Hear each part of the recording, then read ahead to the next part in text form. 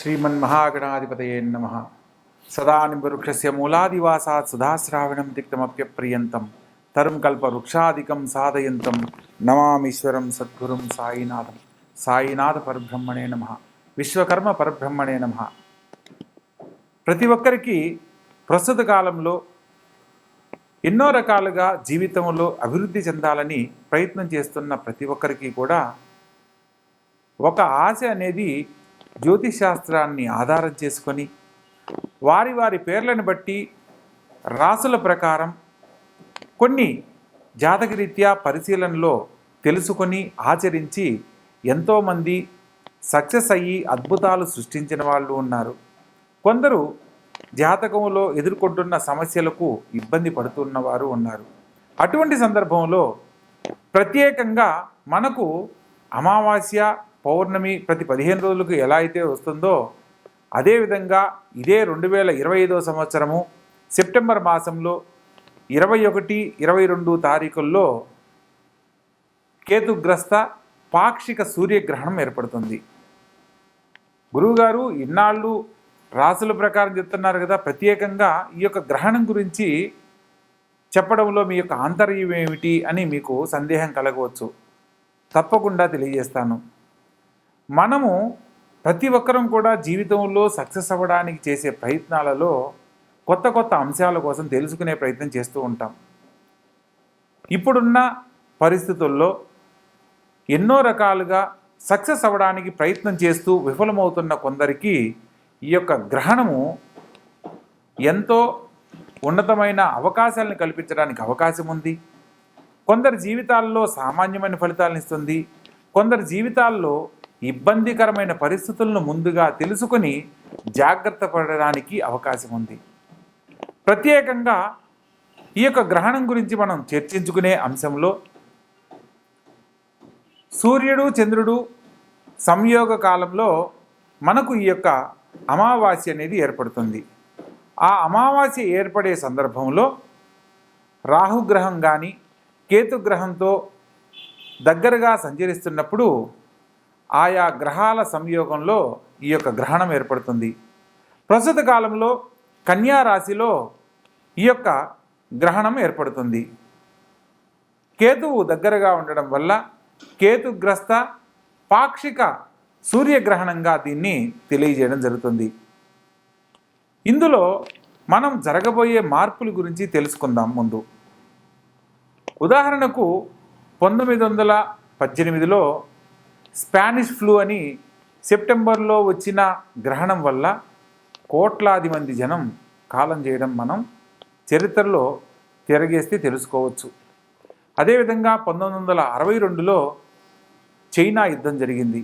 ఆ యుద్ధంలో కూడా ఎంతోమంది క్షతగాత్రులైన వాళ్ళని మనం గమనించవచ్చు. ఆ తదుపరి 2001లో గుజరాత్లో భూకంపం వచ్చి ఎంతోమంది ప్రాణ నష్టం జరగడాన్ని మనం తెలుసుకోవచ్చు.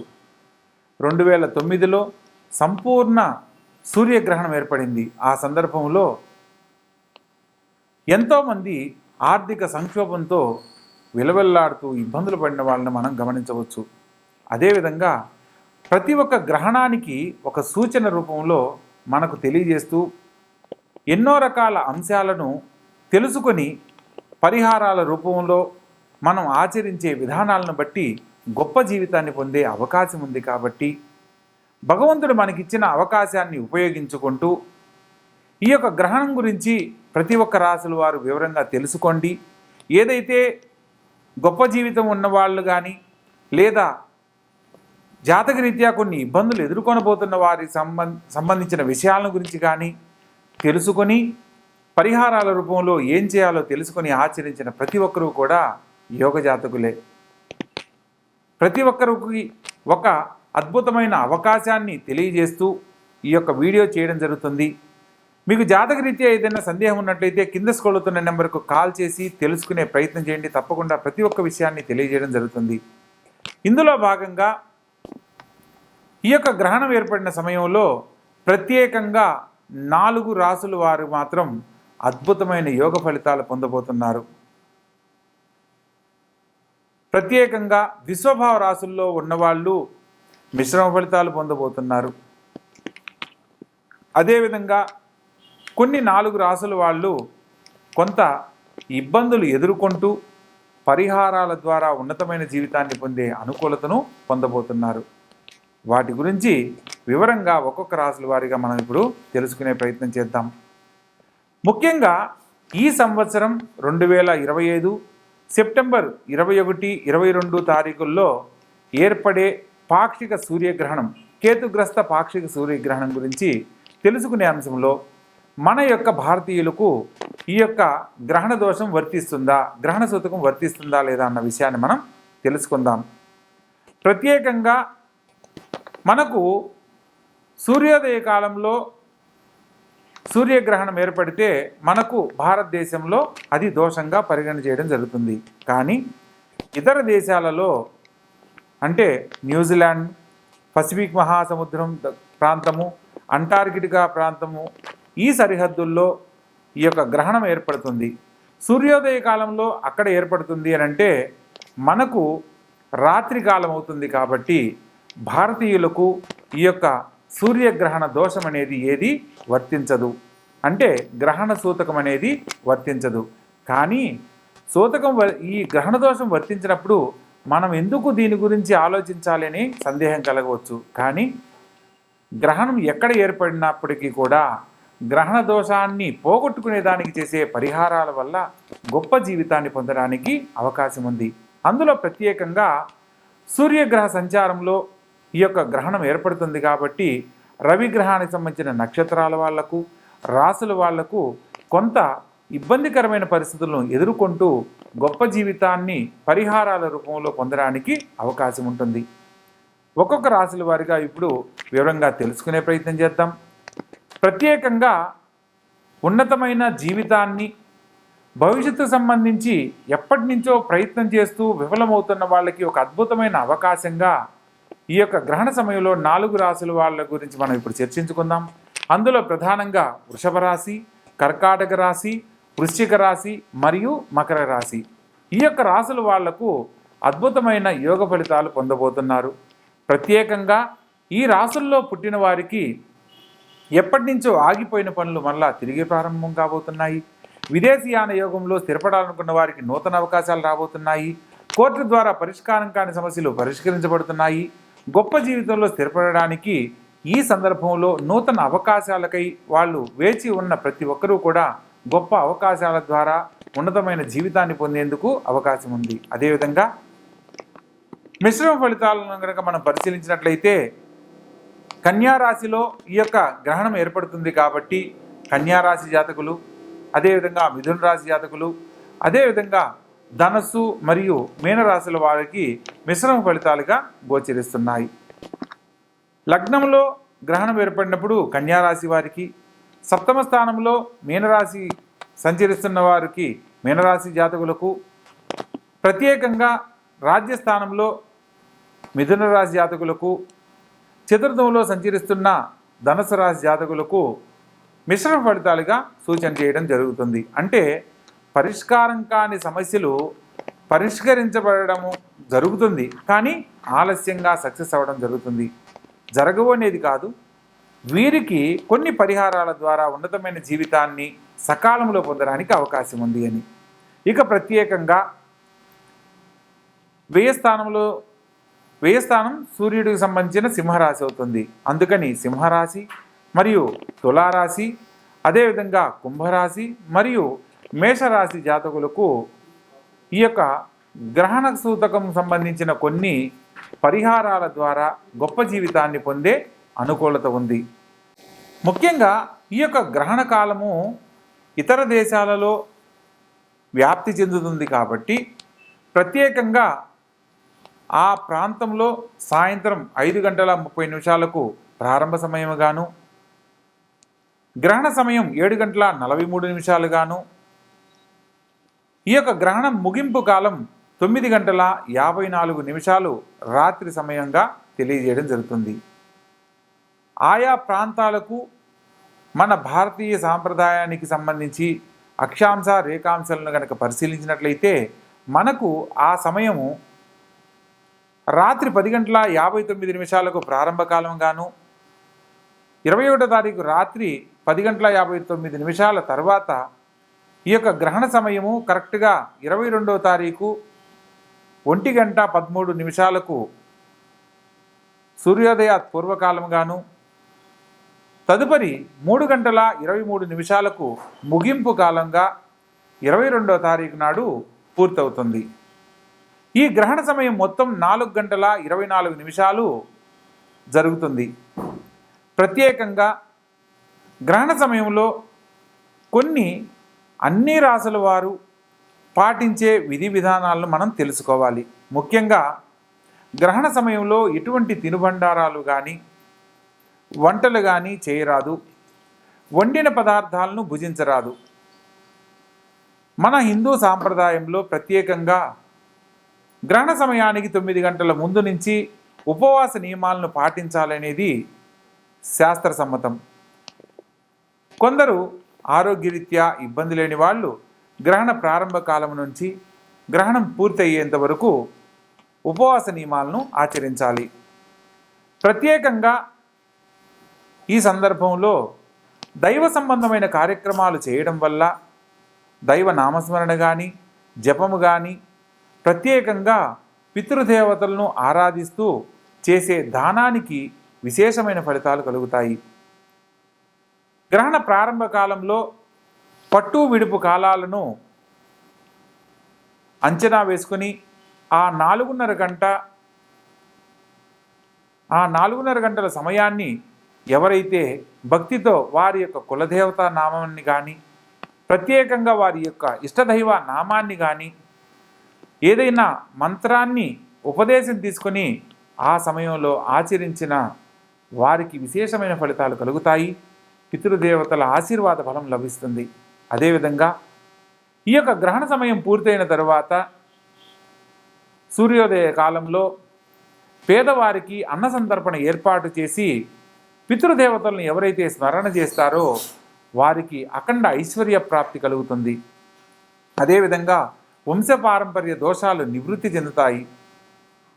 ఎవరి కుటుంబంలో అయితే సంతాన దోషాల వల్ల ఇబ్బందులు కలుగుతూ ఇబ్బంది పడుతున్నారో వారికి సంతానలేమి సమస్యలు తొలగిపోయి పితృదేవతల ఆశీర్వాద ఫలంతో సత్సంతాన భాగ్యాన్ని పొందే అనుకూలత లభిస్తుంది. ఎవరి జీవితంలో అయితే గృహయోగం లేదని బాధపడుతూ ఇబ్బంది పడుతున్నారో పితృదేవతలను స్మరణ చేసుకుంటూ చేసే దాన సంస్కరణ వల్ల వారు కోరుకున్న విధంగా గృహయోగము, భూలాభము, ధనలాభ ప్రాప్తి కలగడానికి అవకాశం ఉంటుంది. ప్రత్యేకంగా ఏదైతే మంత్రాన్ని అనుష్ఠానం చేస్తూ భగవంతుని మీద భక్తితో స్మరణ చేస్తారో వారికి ఆ భగవంతుని యొక్క సంపూర్ణమైన అనుగ్రహం లభించి ధనకనక వస్తువాహనాలతో తొలుతూగేలా ఆ భగవంతుడు అనుగ్రహించడం కూడా జరుగుతుంది. ప్రత్యేకంగా మనం ఇన్ని విషయాలు తెలుసుకుంటున్న సందర్భంలో గ్రహణ సమయంలో ప్రపంచానికి సంబంధించి ఎన్నో చోట్ల విధ్వంసాలు జరిగిన విషయాన్ని కూడా మనం చర్చనీయాంశం చేసుకున్నాం. కాబట్టి ఇదే సంవత్సరం కూడా సూర్యగ్రహణానికి సంబంధించిన విషయంలో ఈ సంవత్సరం కూడా జరగబోయే విధ్వంసాలలో భూకంపాలు, జలప్రళయాలు, అగ్నిమాపకానికి సంబంధించిన విషయాలలో అగ్ని ప్రమాదాలు, రాజకీయాలలో కొన్ని మార్పులు, రాజకీయ పలుకుబడి చెందిన ఉన్నతమైన వ్యక్తులలో కొందరు కాలం చేయడం లాంటి పరిస్థితులు, అనుకోని సంఘటనలను ఎదుర్కోవడం లాంటివి జరగడానికి ఈ సూర్యగ్రహణం ద్వారా మనం తెలుసుకోవచ్చు. శ్రీమద్విరాట్ పోతులూరి వీరబ్రహ్మేంద్ర స్వాములు వారి కాలజ్ఞానం అంచనా ప్రకారము ఈ యొక్క 2025లో అనేక చోట్ల అనేక రకాలుగా జలప్రళయాల ద్వారా కొంత జన నష్టము, భూకంపాల ద్వారా కొంత ధన నష్టము, భూ నష్టము, ఆర్థిక మాంద్యానికి సంబంధించిన సమస్యలు ఎదుర్కోవడము, యుద్ధాలు లాంటివి జరగడానికి ఎక్కువగా అవకాశాలున్నాయి. మరియు రాబోతున్న కాలంలో ఇంకా అనేక రకాల ప్రమాదాలు జరగడానికి కూడా అవకాశం ఉంది. ప్రస్తుత కాలంలో సాంకేతిక రంగంలో అనుకోని మార్పులు చోటు చేసుకుంటున్నాయి. మనం ప్రస్తుతం గమనిస్తున్న విషయంలో ప్రతి ఒక్కరూ కూడా సాంకేతిక రంగానికి సంబంధించి కొన్ని సంస్థలను ఆధారం చేసుకొని ఎన్నో రకాల కొత్త కొత్త ప్రయోగాలు చేస్తున్నారు. అందులో ఇప్పుడు ఏఐ టెక్నాలజీ పేరుతో ఎన్నో రకాల కొత్త అంశాలను కనుక్కొని వాటి ద్వారా నూతన టెక్నాలజీని భవిష్యత్తులోకి తీసుకొస్తున్నారు. దీనివల్ల ఎప్పటి నుంచో ఉన్న వాటి వల్ల ఎన్నో రకాల సమస్యలు ఎదుర్కోవడము, కొత్త సాంకేతిక రంగాల వల్ల ఎంతోమంది నిరుద్యోగ సమస్యలను ఎదుర్కోవడం లాంటివి జరగడానికి కూడా అవకాశం ఉంది. కాబట్టి రాబో తరాలు వారికి ఇప్పుడు జరగబోతున్న సూర్యగ్రహణాన్ని ఆధారం చేసుకుని ఏదైతే పరిహారంగా మనం తెలుసుకుని ఆచరిస్తామో తద్వారా మన జీవితాలకు సంబంధించి సమస్యలు లేని జీవితాన్ని పొందడానికి అవకాశం ఉంది. కాబట్టి జ్యోతిష్ శాస్త్రంలో ఒక ముఖ్యమైన విషయాన్ని మనం తెలుసుకోవచ్చు. జననీ జన్మ సౌఖ్యానాం వర్ధనీ కుల సంపదం పదవి పూర్వపుణ్యానాం లిఖ్యంతే జన్మపత్రిక. మనము ఈ జనని అంటే ఈ యొక్క భూమి మీద, జన్మ సౌఖ్యానాం ఈ భూమి మీద జన్మించాము అంటే వర్ధనీ కుల సంపదం ఏ వంశంలో పుట్టామో, ఎటువంటి స్థితిగతులు పొందబోతున్నామో, పదవి పూర్వపుణ్యానాం గత జన్మలో చేసిన పాపకర్మ పుణ్య ఫలితాలను ఆధారం చేసుకుని కొన్ని పరిహారాల ద్వారా లిఖ్యంతే జన్మపత్రిక, వాటి గురించి సవివరంగా రాస్తున్నదే ఈ జన్మపత్రిక అని ఎవరి జన్మలగ్న పత్రిక రాయిపోయే ముందు ఈ యొక్క శ్లోకాన్ని లిఖించి తదుపరి వారి యొక్క జీవిత జాతక చక్రాన్ని, లగ్న చక్రాన్ని కట్టడం అనేది జరుగుతుంది. ఆ సందర్భంలో జాతకంలో ఎన్నో రకాల దోషాలు ఉన్నప్పటికీ కూడా ఈ జాతకులు యోగ జాతకులేని రాసి తదుపరి అయినప్పటికీ అని చెప్పి తదుపరి దానికి సంబంధించిన పరిహారాలను ఆచరించినట్లయితే ఈ కుటుంబంలో వీరి తండ్రి దేవత, పితృదేవతలు అందరూ కూడా ఆనందకరమైన జీవితాన్ని పొందుతారనేది మనం తెలుసుకోవచ్చు. ఏదైనా దోషం ఉన్నప్పుడు దోషానికి సంబంధించి మనం పరిహారం చేస్తున్నామా, లేకపోతే సంతానంలో దోషం కలిగింది, మాతృదోషం, పితృదోషం లేదా భ్రాతృదోషం, ఇలా మామగారి గండం, ఇలా రకరకాల దోషాలు ఉన్నాయి. కొన్ని నక్షత్రాల వారికి ఆశ్లేష నక్షత్రం అత్తగారికి కీడు అంటారు, మూలా నక్షత్రం మామగారికి కీడు అంటారు, జ్యేష్ఠ నక్షత్రం భర్త అన్నగారికి కీడు అంటారు, విశాఖ నక్షత్రం భర్త తమ్ముడు గారికి కీడు అంటారు. ఇలా మనకు జాతకంలో పుట్టిన సమయాన్ని బట్టి ఎన్నో రకాలుగా దోషాలు ఉన్నప్పటికీ మనం పరిహారాలు చేసుకుంటూ మన యొక్క జీవితాన్ని గొప్పగా మార్చుకుంటున్నాం. కానీ పనికి రాదని పక్కన పెట్టట్లేదు. జ్యోతిష్ శాస్త్రము అదే చెప్తుంది. జ్యోతిర్ అంటే జీవితానికి సంబంధించిన వెలుగుకు సంబంధించింది, శాస్త్రం అంటే దాని గురించి అధ్యయనం చేయబడింది అని. జ్యోతిష్ శాస్త్రం అంటే మన జీవితాలను గొప్పగా మార్చుకోవడానికి ఒక అధ్యయనం చేయబడిన ఒక శాస్త్రం. దీంట్లో మనం ఎవరైతే తెలుసుకున్నది ఆచరిస్తారో వాళ్ళు మాత్రమే గొప్ప జీవితాన్ని పొందుతారనే అంశాన్ని మనం తెలుసుకోవచ్చు. ఎంతోమందిని ఉన్నతమైన జీవితంలో ఉన్న వాళ్ళని మనం చూసి తెలుసుకోవడానికి అవకాశం ఉన్నది. ప్రస్తుత కాలంలో ఒక్కొక్క రాశుల వారిగా ఏ రాశుల వారు ఎటువంటి స్థితిగతులు పొందబోతున్నారు, ఏ పరిహారాల ద్వారా ఉన్నతమైన జీవితాన్ని పొందబోతున్నారు అన్న అంశాన్ని వివరంగా తెలుసుకుందాం. మీనరాశి. ఈ యొక్క మీనరాశి జాతకులకు ప్రస్తుత కాలంలో శుభ ఫలితాలతో పాటు మిశ్రమ ఫలితాలు కూడా గోచరిస్తున్నాయి. ప్రత్యేకంగా ద్విస్వభావ రాశి కాబట్టి లగ్నాధిపతి అయిన గురువు చతుర్థంలో సంచరిస్తున్న క్రమంలో విద్యార్థులకు చక్కని అవకాశాలు లభిస్తాయి. తల్లిగారి సహాయ సహకారాలతో చేసే ప్రతి పనిలో విజయాన్ని పొందుతారు. తల్లిగారితో సత్సంబంధాలు ఏర్పడతాయి. ప్రత్యేకంగా స్త్రీ మూలక వివాదాలకు దూరంగా ఉండాలి. స్త్రీ మూలకంగా కొన్ని సమస్యలు తలెత్తే అవకాశం ఉంది కాబట్టి వీలైనంత వరకు కడు జాగ్రత్తలు పాటించాలి. ప్రత్యేకంగా తండ్రితోనూ, తల్లిగారితోనూ మరియు బంధువులతోనూ ఎటువంటి వాగ్వివాదాలు చేయకూడదు. ముఖ్యమైన విషయాలలో వారి యొక్క ఆరోగ్య స్థితిగతులను తప్పనిసరిగా మీరు పరిశీలన చేస్తూ ఉండాలి. బంధువులకు మీ యొక్క వ్యక్తిగత విషయాలను తెలియపరచకూడదు. కొన్ని సందర్భాల్లో అవి సమస్యలుగా తలెత్తే అవకాశం ఉంది. ముఖ్యమైన విషయాలలో దూర ప్రాంత ప్రయాణాలను వాయిదా వేసుకోవాలి. కొన్ని సందర్భాలలో ప్రయాణాలలో ఆటంకాలు ఎదురయ్యే అవకాశం ఉంటుంది. వాహనాలు నడిపేటప్పుడు తగు జాగ్రత్తలు పాటించండి. అతివేగం పనికిరాదన్న సూచనను గమనించాలి. కోర్టు సంబంధ రీత్యా పరిష్కారం కాని సమస్యలు కొంతకాలం వాయిదా వేయడం మంచిది. ముఖ్యమైన విషయాలలో, కుటుంబ తగాదాల విషయాలలో దూరంగా ఉండండి. తోడపుట్టిన వారితో ఎటువంటి వాగ్వివాదాలు చేయకూడదు.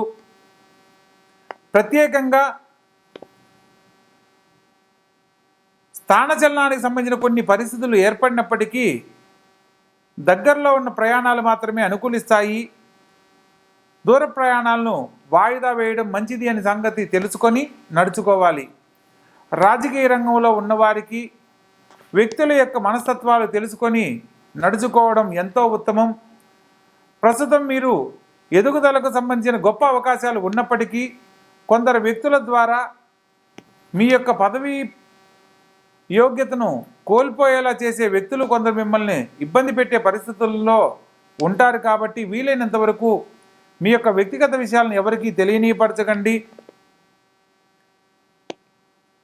దైవబలాన్ని మించి ఏది జరగదు. కాబట్టి ప్రస్తుత కాలంలో మీరు గురు సంబంధమైన ఆలయ సందర్శనము, దత్తాత్రేయ స్వామి వారిని ఆరాధించడం తప్పనిసరి.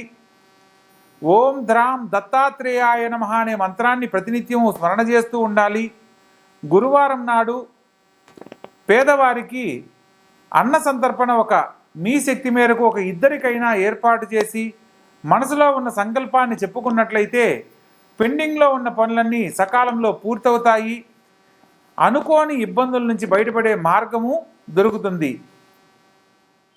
ప్రత్యేకంగా దత్తాత్రేయ స్వామి ఆలయానికి సందర్శించలేని క్రమంలో ప్రతినిత్యము మంత్రపఠనం ద్వారా కూడా స్వామివారి అనుగ్రహాన్ని పొందవచ్చు.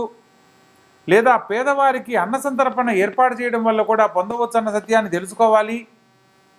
దేవాలయంలో కానీ లేదా పేదవారికి లేదా అంగవైకల్యంతో బాధపడుతున్న వికలాంగులకు, వయోవృద్ధులకు మందుల రూపంలోనూ లేదా పండ్లు పలహార రూపంలో సాయం చేసినా కూడా మీ భవిష్యత్తుకు సంబంధించి తీసుకునే నిర్ణయాలలో అనేక రకాల శుభాలు పొందడానికి చక్కని అవకాశం లభిస్తుంది. కాబట్టి తెలుసుకున్న విధానాన్ని చక్కగా ఆచరించి దైవబలంతో ఆనందకరమైన జీవితాన్ని పొందండి. ప్రత్యేకంగా కేతుగ్రస్త పాక్షిక సూర్యగ్రహణానికి సంబంధించి గ్రహణ సమయంలో పాటించవలసిన విధి విధానాలను తెలుసుకొని ఆచరించండి. దైవబలంతో మీరు కోరుకున్న గొప్ప జీవితంలో స్థిరపడండి. ప్రత్యేకంగా ఈ సమయంలో గ్రహణ సమయాన్ని మీరు సద్వినియోగపరుచుకోవాలి. అవకాశం ఉన్నంత వరకు స్నానమాచరించి గ్రహణం విడుపు కాలంలో గ్రహణం పూర్తయిన తరువాత అన్న సంతర్పణ కార్యక్రమాలు పేదవారికి ఏర్పాటు చేయడం వల్ల పితృదేవతల అనుగ్రహం లభిస్తుంది. గ్రహణ సమయంలో ఇష్టదేవతారాధన, కులదేవతారాధన చేయడం ఎంతో అత్యుత్తమమైన మార్గంగా చెప్పడం జరుగుతుంది. ప్రత్యేకంగా మీకు కులదేవత తెలియకపోయినా ఓం నమశివాయని శివపంచాక్షరి మంత్రాన్ని పఠించిన అపమృత్యు దోషాలు తొలగిపోతాయి. దైవబలంతో అనేక రకాల ఉన్నతమైన జీవితాన్ని పొందడానికి అవకాశాలు ఏర్పడతాయి. ప్రతి ఒక్కరి జీవితంలో ఎదుర్కొంటున్న అనేక రకాల సమస్యల నుంచి బయటపడడానికి ఈ యొక్క గ్రహణ సమయం కూడా మనకు ఉన్నతమైన జీవితాన్ని అందిస్తుంది అన్న సత్యాన్ని తెలుసుకొని నడుచుకోవాలి. ప్రత్యేకంగా గ్రహణ సమయంలో ఎటువంటి తినుబండారాలు భుజించరాదు. గర్భిణీ స్త్రీలు గ్రహణ సమయంలో బయటికి రాకూడదు. ప్రత్యేకంగా మనకు భారతదేశంలో రాత్రిపూట జరుగుతున్న ఈ యొక్క సూర్యగ్రహణ కారణంగా భారతదేశానికి గ్రహణ సూచన, గ్రహణానికి సంబంధించిన సూతకం ఉండనప్పటికీ ఆచరించే విధానాన్ని బట్టి మనకు సత్ఫలితాలు పొందే అవకాశం ఉంది. కాబట్టి ప్రతి ఒక్కరూ ఆచరించండి, ఆనందకరమైన జీవితంలో జీవించండి. సర్వే జనా సుఖినో భవంతు. శుభం భూయాత్.